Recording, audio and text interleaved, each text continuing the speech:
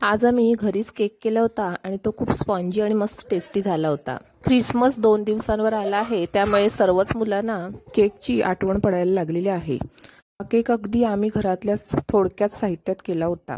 एका बाउलमध्ये मी पाऊण कप चहाचा आपला छोटा कप असतो तेवढा पाऊण कप तेल, अर्धा कप दही आणि 1 कप पिठी साखर घेतली होती।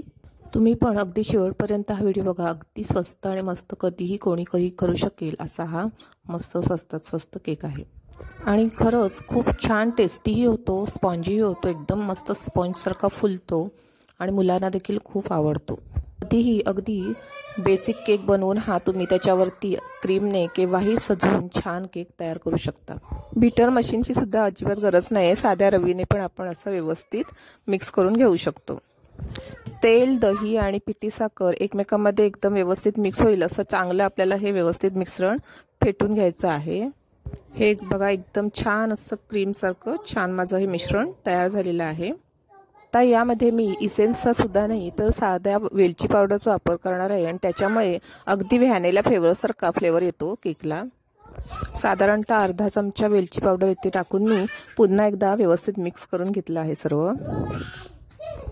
तुम्ही वेगवेगळ्या फ्लेवरचा इसेन्स टाकणार असाल तर तोही ॲड करू शकता। त्यानंतर यामध्ये आपल्याला दूध टाकायचं आहे। साधारण मोठा यापेक्षा जरा मोठा जो कप असतो त्या कपभर मी याच्यामध्ये दूध टाकलेलं आहे आणि दूध एकदम नॉर्मल टेम्परेचरला टाकायचं आहे। जे आपण उकळून थंड करून ठेवलेलं असतं नेहमीचं आपल्या वापरातलं दूध, त्या नॉर्मल टेम्परेचरला एवढ्या कपभर मी याच्यामध्ये दूध मिक्स केलेलं आहे। मुलांना आता क्रिसमसची सुट्टी पडलेली आहे आणि आपण जरी क्रिसमस साजरा करत नसलो तरी इतर मुलांचं बघून, ख्रिश्चन मुलांचं बघून आपल्या मुलांनाही केक खाऊसा वाटतो, तर आपण असा केक घरच्या घरी करून त्यांना देऊ शकतो। आता इथे मी मैदा घेणार आहे, साधारण 1.5 कप मैदा इथे चाळून घेत आहे मी स्ट्रेनरमधून। आणि कधीही मैदा चाळूनच घ्यायचा केकसाठी, कारण त्याच्यातली आर्द्रता कमी होऊन तो व्यवस्थित फुलला जातो, नंतर केक फुलायला त्याची मदत होते। म्हणून शक्यतो नेहमी आपण मैदा हा चाळूनच घ्यायचा केक बनवताना। असा छोट्या स्ट्रेनरने, चहाच्या स्ट्रेनरनेच मी डायरेक्ट त्याच्यामध्येच बाउलमध्ये चाळून घेते, म्हणजे पुन्हा बाजूला काढून ओतायची गरज नाही। तेवढ्याच चहाचा जो आपण छोटा पहिला आपण मेजरला घेतला होता कप तेल आणि दहीसाठी, त्याच मेजरच्या कपाने 1 कप आणि पुन्हा एक अर्धा कप म्हणजे बरोबर 1.5 कप मैदा मी याच्यामध्ये घेतलेला आहे। आता पुन्हा हे चांगलं अगदी व्यवस्थित असं मिक्स करून घ्यायचं, फेटून घ्यायचं आणि ते जर थोडंसं आपल्याला घट्ट वाटलं तर त्याच्यामध्ये पुन्हा आपण अर्धा पेला दूध ओतायचं आहे। 1-2 चमचे आपण याच्यामध्ये पाणी ॲड केलं तरी चालतं, जर तुम्हाला घट्टसर जास्त वाटत असेल तर। आता अर्धा कप दूध ओतल्यानंतर मला वाटतं हे व्यवस्थित आपलं तयार होणार आहे पीठ, जे त्याचं बॅटर आहे ते खूप छान तयार होईल। आता याच्यामध्ये केक चांगला फुलण्यासाठी मी इनोचा 1 पूर्ण सॅशे याच्यामध्ये टाकलेला आहे आणि जेवढं आपल्याला जोर काढून व्यवस्थित घट्ट आपल्याला मिक्स करता येईल तेवढं छान हे फेटून असं घ्यायचं, तेवढा तुमचा केक चांगला फुलतो। बीटर मशीन किंवा मिक्सरला लावण्याची अजिबात गरज नाही, असं चांगलं मस्त एकदम फेटून घ्यायचं आहे। हे बघा छान असं आपलं बेटर तयार झालेलं आहे। आता इथे स्वीटीला पण अगदी फार हौस लागलेली आहे, ती काय ऐकत नाही आहे, मला पण करायचं आहे, मला पण करायचं चालू आहे, त्याच्यामुळे मग मी थोडासा वेळ तिला दिलेला आहे आणि तोपर्यंत इतर तयारी करून घेते। मी साधा नेहमीचा रोजच्या जेवणातला वापराचा माझा डबा घेतला आहे, त्याला तेल लावून घेतलं आहे आणि प्रीमीट होण्यासाठी थोडा वेळ अगोदर इथे कुकर ठेवलेला आहे 8 मिनिटं आणि नंतर हे पीटर मी याच्यामध्ये ओतून घेणार आहे।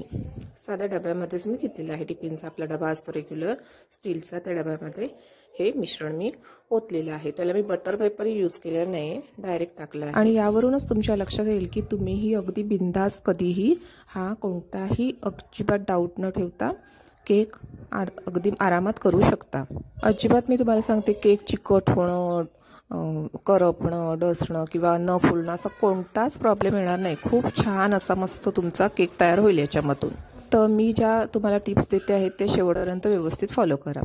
खाली कुकरमध्ये बेसला सुद्धा मी साधं एक डब्याचं झाकण ठेवलेलं होतं, जेणेकरून आपला हा जो डबा आहे केकचा तो थोडा वरती राहील। त्यानंतर झाकण बंद करायचं आणि मंद स्लो अगदी ह्याच्यावरती ठेवून द्यायचा। काल मी ना इथे एक चूल बनवून त्याचा व्हिडिओ केला होता, छान अशी मस्त ह्याला मनी प्लांटसाठी आपल्या शोकेस म्हणून चूल मस्त बनवली होती आणि त्याचा व्हिडिओ केला होता। तो जर तुम्ही बघितला नसेल तर नक्की बघून घ्या। साधारणतः 30-35 मिनिटं मी हा केक आता ठेवून देणार आहे। तिथपर्यंत स्वीटीने आमच्या तिचा नवीन केक बनवायला केलेला आहे सुरुवात। 30-35 मिनिटं झाली आहे आणि मी उघडून बघते, बघा किती छान मस्त फुलून अक्षरशः वरती फुटला, इतका छान झाला आहे केक, फुलून आला आहे। आणि हे बघा काटा पण एकदम व्यवस्थित त्याच्यातून बाहेर पडला आहे, त्याला कुठेही लागलेलं नाही, व्यवस्थित आपला केक तयार झालेला आहे। आणि स्वीटीची आतुरता अगदी शिगेला पोचलेला आहे। तरी तयार झालेला फुगलेला असा मस्त केक बघून स्वीटी अगदी खुश। तुम्ही देखील असा हा झटपट होणारा केक नक्की घरी करून बघा आणि मुलांना खुश करा। आता आपण डबा उलटा करून केक काढून घेऊया याच्यामधून। हलकेच 2-3दा असं टॅप करून घेतलं की लगेच मोकळा होणार आहे त्याच्यामधून तो। आणि हा बघा मस्त एकदम छान फुललेला एवढ्या उंचीचा असा हा मस्त आपला केक तयार झालेला आहे। आता तो गरमच आहे तरी इतका मस्त स्पंज सारखा लागतो आहे, थंड झाल्यानंतर आणखीन मस्त स्पंज सारखा फुलेल तो। असा छानपैकी मस्त माझा केक तयार झालेला आहे, खायला अगदी सोपा आणि खायला अगदी मस्त। तुम्हाला कसा वाटला नक्की कमेंट करून सांगा। स्वीटी आमची सांगते लाईक करा म्हणून, तर लाईक करा आणि आवडला असेल तर नक्की कमेंट करून सांगा। जास्तीत जास्त लोकांपर्यंत शेअर करा आणि असे छान छान व्हिडिओ पाहण्यासाठी नवीन असाल तर चॅनलला सबस्क्राईब करा। पुन्हा भेटूया लवकरच नवीन अशाच व्हिडिओसह, तोपर्यंत नमस्कार।